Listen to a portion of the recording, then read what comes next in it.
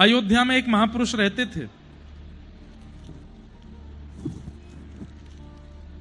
वशिष्ठ गोत्रीय महापुरुष थे।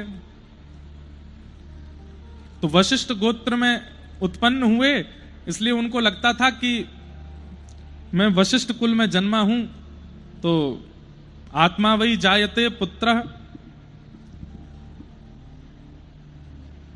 पिता की आत्मा ही पुत्र के रूप में जन्म लेती है। इसी प्रकार गुरु के वंश में गुरु पुत्र, गुरु परपुत्र, वो सब भी पूजनीय होते हैं।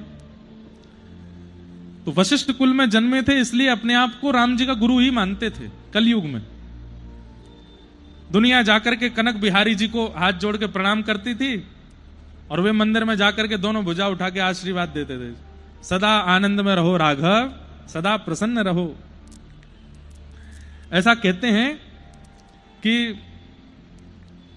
वे जब जब मंदिर में जाते थे तब तब राम जी को आशीर्वाद देते थे, और सब दर्शनार्थी देख करके हंसी उड़ाते, बोले बताओ राम जी को आशीर्वाद देते हैं, सदा राजी रहो, सदा प्रसन्न रहो राघव, ऐसा कहते थे। लोगों ने कहा पता नहीं इनका क्या भाव है, तो उन्होंने बताया कि मैं राम जी को अपना शिष्य मानता हूं, स्वयं इनका गुरु हूं, क्योंकि मैं वशिष्ठ कुल में जन्मा हूं, इसलिए कुल में जो भी जन्मे वो वशिष्ठ समान ही है, इसलिए मैं इनका गुरु हूं, कुल गुरु हूं। लोग बाग बोलते पागल हो गए महात्मा, ऐसे बताओ, ये वशिष्ठ जी तो सतयुग त्रेता में आदि में हुआ, अभी ये कलयुग में ये अपने आप को गुरु मानते हैं। और इतना ही नहीं, उनके घर के भीतर जो राघव जी की सेवा विराजती थी, उनके साथ भी वो ऐसा ही व्यवहार करते थे। सुबह उठा करके नहलाते धुलाते, वस्त्र पहनाते इत्यादि लगा करके, और जो ठाकुर जी को माला पहनानी चाहिए वो माला पहले अपने गले में पहनते और अपनी प्रसादी करके फिर राम जी को पहनाते। किसी ने यह दृश्य देख लिया, पूरी अयोध्या में चर्चा का विषय बन गया। सब लोग निंदा करने लगे, बोले ये गलत है, राम जी को अपनी प्रसादी माला पहनाते हैं, अरे तुम्हारा संबंध है उसको गोपनीय रखो, सबके सामने प्रकाशित करने की क्या आवश्यकता है।